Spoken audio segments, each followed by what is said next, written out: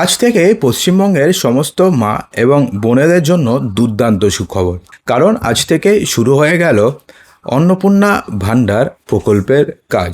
হ্যাঁ বন্ধুরা, অন্নপূর্ণা ভাণ্ডার যোজনার মাধ্যমে এবার বাংলার মা এবং বোনেরা পেয়ে যাবে প্রতি মাসে ৩,০০০ টাকা করে। এর আগে লক্ষ্মীর ভাণ্ডারে ১৫০০ টাকা এবং ১৭০০ টাকা করে পেতেন। এবার তার পরিবর্তে আপনারা পেয়ে যাবেন প্রতি মাসে ৩,০০০ টাকা করে। তো এই ৩,০০০ টাকা করে পাওয়ার জন্য আপনাদের কিন্তু এই কাগজগুলো অবশ্যই দিতে হবে। এমনটা নয় যে কোনো কাগজপত্র ছাড়াই আপনি পেয়ে গেলেন। এই কাগজপত্রগুলো আপনাদের দেখাতে হবে। এছাড়া আরও বলা হয়েছে যে লক্ষ্মীর ভাণ্ডারের অ্যাকাউন্টে কিন্তু আপনারা এই অন্নপূর্ণা ভাণ্ডারের টাকা পেয়ে যাবেন। তো কি রয়েছে এবং মুসলিম মহিলারা পাবেন কি পাবেন না সমস্ত কিছু জানাবো, সেজন্য ভিডিওটিকে সম্পূর্ণ এবারে ছোট্ট রিকোয়েস্ট, শুভেন্দু অধিকারী মুখ্যমন্ত্রী হওয়াতে আপনারা কতটা খুশি হয়েছেন কমেন্ট বক্সে জানাবেন ও ভিডিওটিকে অবশ্যই লাইক করে দেবেন যদি আপনি শুভেন্দু অধিকারীকে ভালোবেসে থাকেন।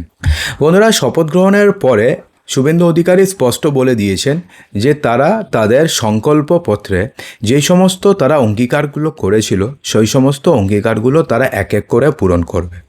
এবং সবার আগে যেই অঙ্গীকার পূরণ করা হবে সেটা হচ্ছে মা এবং বোনেদের জন্য।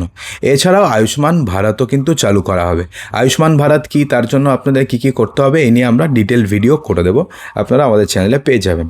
তো এখন ব্যাপারটি হচ্ছে অন্নপূর্ণা ভাণ্ডার যোজনার কিন্তু আর কিছুক্ষণের মধ্যেই কিন্তু অন্নপূর্ণা ভাণ্ডার যোজনার যে অফিসিয়াল নোটিফিকেশন সেটা চলে আসার কথা। আজকে না আসলেও আজকে থেকে 1-2 দিনের মধ্যে চলে আসবে। তো এই অন্নপূর্ণা ভাণ্ডার যোজনার জন্য আপনাকে কিন্তু একটা ফর্ম পূরণ করতে হবে। আপনারা অনলাইনেও করতে পারবেন, অনলাইন পোর্টালও চালু হয়ে যাবে। এছাড়া অফলাইনেও কিন্তু আপনাদের করার জন্য একটা ফর্ম আপনাদের নিতে হবে, সেই ফর্ম আপনাকে ফিল আপ করতে হবে। তো এই ফর্মটি আপনি কোথায় পাবেন? এই ফর্মটি আপনি বিভিন্ন পঞ্চায়েত অফিসে পাবেন, অথবা এসডিও অফিসে পাবেন, অথবা ডিএম অফিসে পাবেন। এই সমস্ত অফিসে আপনারা পেয়ে যাবেন। এছাড়া সরকারের তরফ থেকে ক্যাম্প করা হতে পারে, সেই ক্যাম্পেও আপনারা এই প্রকল্পের ফর্ম আপনারা পেয়ে যাবেন। এই ফর্ম নিয়ে আসবেন।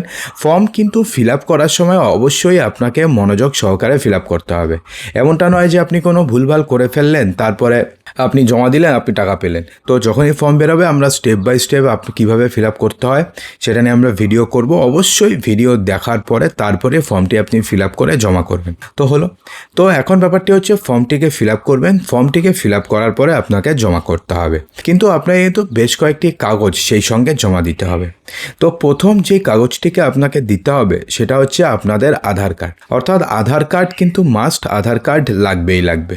দ্বিতীয়তে যেটা লাগবে সেটা হচ্ছে ভোটার লিস্টে আপনাদের নাম থাকতে হবে, এবং অবশ্যই যেন সেটা ডিলিটেড না হয়।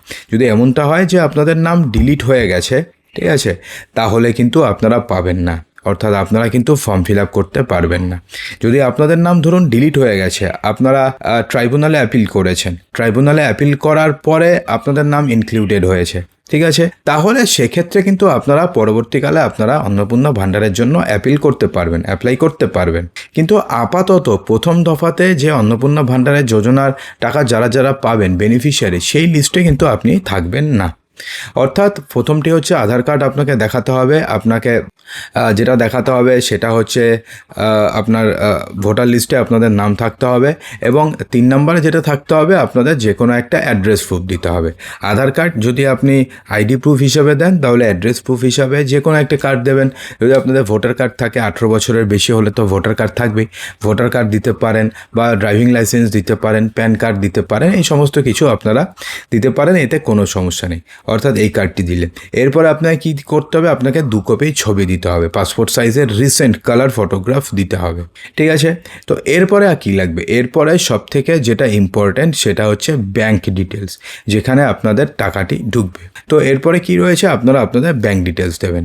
তো এখন ব্যাপারটি হচ্ছে, ধরুন আপনাদের মনে একটা প্রশ্ন আসতে পারে যে আমাদের তো লক্ষ্মীর ভাণ্ডারের টাকা যে অ্যাকাউন্টে ঢুকতো সেই অ্যাকাউন্টেই কি অন্নপূর্ণা ভাণ্ডারের টাকা ঢুকবে? হ্যাঁ, সেটা সম্ভব, তাতে কোনো সমস্যা নেই। আপনাদের যে অ্যাকাউন্টে লক্ষ্মীর ভাণ্ডারের টাকা ঢুকতো সেই অ্যাকাউন্টের পাসবইয়ের ফার্স্ট পেজের জেরক্স করে আপনারা জমা দিয়ে দিবেন। তো সেই অ্যাকাউন্টে আপনাদের অন্নপূর্ণা ভাণ্ডারের টাকা ঢুকে যাবে, তাতে কোনো সমস্যা নেই। কিন্তু যদি আপনারা লক্ষ্মীর ভাণ্ডারে অ্যাপ্লাই করে থাকেন, সেই টাকা আপনাদের অ্যাকাউন্টে ঢুকছে, কিন্তু অন্নপূর্ণা ভাণ্ডারের জন্য আপনি অ্যাপ্লাই করলেন না, আপনি ভাবলেন যে সেই অ্যাকাউন্টে ঢুকবে, তেমনটা কিন্তু হবে না। লক্ষ্মীর ভাণ্ডারের জন্য আলাদা বেনিফিশিয়ারি লিস্ট ছিল, অন্নপূর্ণা ভাণ্ডারের জন্য আলাদা লিস্ট বানানো হবে, এবং সেটার জন্য ফর্ম ফিল আপ করতে হবে, এবং কিছু ক্রাইটেরিয়া অবশ্যই মানতে হবে। তার মধ্যে ভোটার লিস্টের নাম থাকাটা কিন্তু জরুরি। ঠিক আছে, তো হলো, তো সেই ব্যাঙ্ক অ্যাকাউন্টের ডিটেলস যেটা রয়েছে সেটার এক কপি জেরক্স করে আপনি জমা করে দেবেন, ব্যাস, এরপরে আপনাকে আর কিছু লাগবে না।